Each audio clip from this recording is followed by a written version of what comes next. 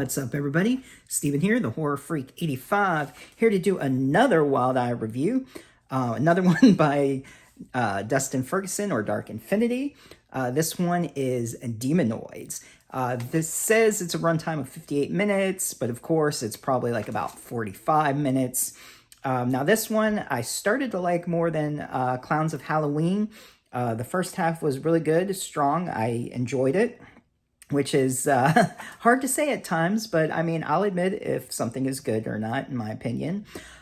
So in this one, there is someone who like summons these demons or goblins, whatever you want to call them, to come to Earth and hide until they are summoned, and they end up being summoned through Ouija boards or seances. It like starts out like 10 years prior. There's like 4 people that break into this, I don't know if it's a haunted house. It's got all this haunted house stuff, ghost mannequins and decorations and all this weird Halloween stuff. So I'm assuming it might be a haunted house they broke into. It doesn't really clarify in it. While they're there, they do a little seance and the demonoids come. It's funny because they kind of remind me of like either Critters or like the Puppet Master movies. They're like, look like little puppets, but I mean, they're fun feeders even. They do look like the Wild Eye cover. I mean, not to the exact, but they resemble it close. You know how Wild Eye has the amazing artwork, and sometimes what's on the artwork doesn't deal with the movie. Well, the creatures in this, they do look like what's on the cover, the one with the one eye and the horn and them. And what's funny, they also talk in this also. So they like kind of get people's attention and then they attack them. So it's got some comedy thrown in. It's got Julianne Prescott in it, and Jennifer Nangle, who does a couple of segments between the film as Malvolia, Queen of Screams, which she's been on the show. We've discussed that character, and I always think she does a great job as that. I like seeing her in between the movies, introducing it, and talks about what's going on.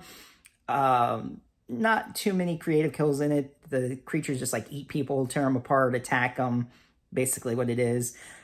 Julie and I forget her character's name. Her and her friend, they move into this apartment. Sean C. Phillips plays like a nosy neighbor who wants to like party with them and who's rejected. And they're attacked while they're at the party. They bring out the Ouija board, and like years prior, do a seance, but with the Ouija board, they bring on the demonoids. So, of course, you know, it's a massacre with that. That's the first half, which I found, I liked it. They could have ended it, or they could have had a little, or maybe continue it later, or had, well, it still would have been too short, but whatever, his movies are short. Because the second half, that's when it got, like, the scenes were in pace, they were good. There was none of those long out, drawn, boring scenes that are in movies. Oh, but of course, you know, Dustin Ferguson doesn't disappoint. So in the second half, there's like in the city, and I guess it's, I don't know if it's like an arcade store, museum. There's like this really big place. There's pinball machines and games, and there's a security guard, and it's the stupidest waste of time scene. Music playing. He's walking through with his flashlight. The lights aren't even out. It's like, dude, you don't even need the flashlight. And then he's like acting scared for whatever reason. He's just like a paranoid security officer. And at one point, he's even like going by the pinball and just pulling it. And it's like, again, like a 5-minute waste of scene, which is nothing. There's no demonoids come out. It's just boring. It's just boring filler. I don't know why he does that.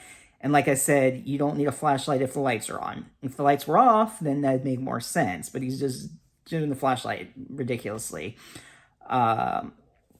Then people are being attacked in the city, which is interesting. It's funny.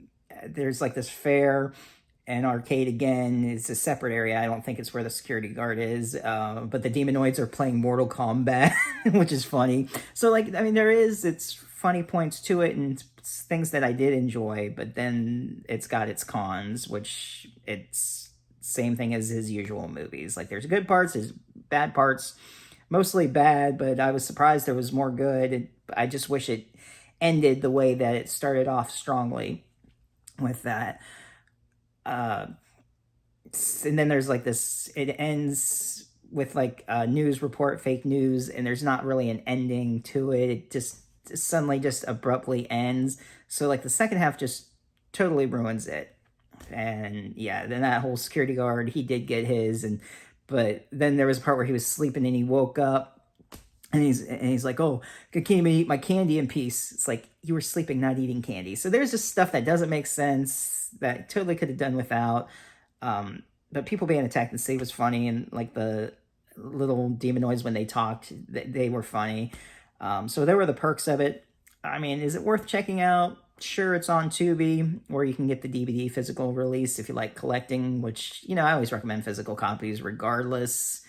Um, if you like them, if you add them to your collection, if you're a Wild Eye fan, we want to have it.